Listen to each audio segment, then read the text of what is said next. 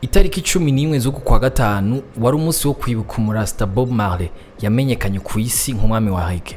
Umuntu avuze Reggae mu Burundi benshi barumva igisagara ca Gitega ahavukiye imigwi yamenyekanye mu kuririmba umudiho nka Lion Story, Mbere na Prophet's Voice.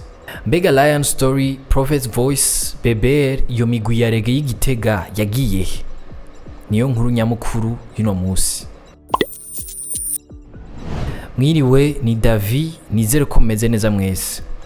Nimba Gitega ifatwa nk'umugwa mukuru wa Reggae mu Burundi si vya vuba.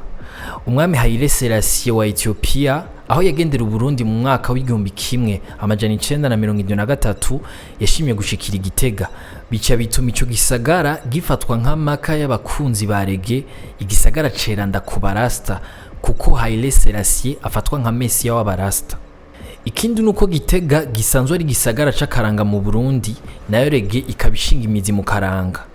Ngo ni Gitega ku mutumba Gishora niho hari kirimba c'ingoma, mu gihe ugiye kubiraba neza umudiho wa Reggae n'ingoma bitera nk'umutima. Ikinyamakuru iwacu nico kivyandika. Hari umukunzi wa Reggae w'Igitega yavuze ko atagitangaje ko umuntu yakuza avuza ingoma aheza agakunda Reggae. John yaririmba Reggae mu mugwi Green Life mu 2015 yibutsa kandi ko Reggae ari umudiho wo kwihagararako no kugwanira uburenganzira bwa buri muntu. Ati no muri kahise Gitega yarerekanye ko ari gisagara cihagararako, nk'igihe Mwezi Gisabo yategwa n'ingabo z'Abadagi yahungiye mu ntara ya Gitega anyegezwa n'abanyagihugu, kandi muri abo nta numwe yigeze acira n'amate hasi. Ikibazo nuko akariro ka Reggae gasa nakazimye. Imbere y'ibihumbi 2015 umudiho wa Reggae wari ukomeye cyane mu Burundi. Indirimbo z'imigwi ya hano mu gihugu yaririmba Reggae zaraca ku maradiyo n'imbonesha kure. Hari umwanditsi wa Yaga avuga ko hagati y'ibihumbi 2008 n'ibihumbi 2015 ari uwo mudiho wateye imbere bidasanzwe. Ariko ubu siko bimeze. Imigwi Lion Story, Mbere, Prophet's Voice yazi imbere mu kuririmba Reggae yose isa niyasambutse. Uwo mwanditsi avuga ko vyose vyavuye ku butumwa bukarishe iyo migwi yatanga mu ndirimbo zayo, vyatumye igira ibibazo n'intwaro maze benshi mu bagize iyo migwi barahunga igihugu. None umudiho wa Reggae woba waragiye amazima yongo mu Burundi? Uwandika ku rubuga La Cave de Race yatwibukije mu 2020 ko amaradiyo atarakivuza indirimbo z'imigwi ya hano mu gihugu iririmba uwo mudiho. Eka mbere ngo no mu binyamakuru iyo migwi ntiyari ikivugwa. Ico gihe ngo ku mbuga ngurukana bumenyi ku binyamakuru 5 vyakora cyane ico gihe ari iwacu, Yaga, Mbere, Akeza, Isanganiro, ijambo Lion Story ryanditswe rimwe gusa mu mwaka wose. Mugabo rero mu gihe uwo mudiho ushinze imizi mu buryo bwo kubaho bw'abarasta, umuntu arashobora kuvuga ko kuzima kwa Reggae hataragera. Felix Bigirimana, umwe mu barasta ba mbere babayeho mu Burundi, avuga ko umuco w'ikirasta udashobora kuzima mu gihe hazoba hakiriho ku isi akarenganyo, igiturire, ubukene n'ayandi mabi. Eka mbere n'ubu imigwi iririmba Reggae iracariho mu gihugu.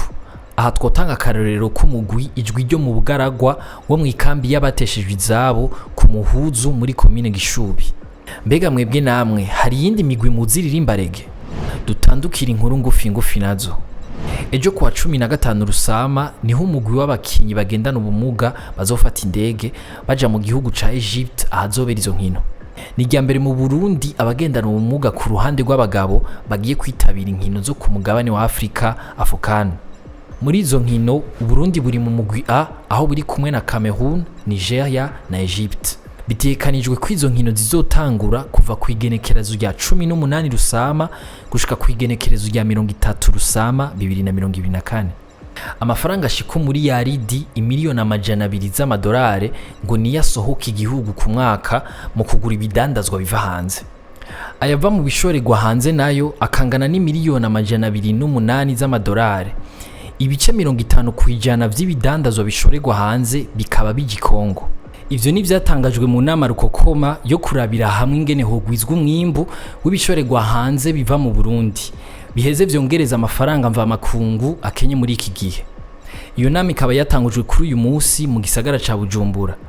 Yahuje abari mu nzego z'igihugu, abanyamahinguriro n'abikorera utwabo, hamwe rero n'abikorera utwabo bo mu gihugu kibanyi ca Kongo. Mwakoze kudukurikirana, aya makuru muyasanga ku mbuga hwaniro zacu, ahanje tuzosubira ejo.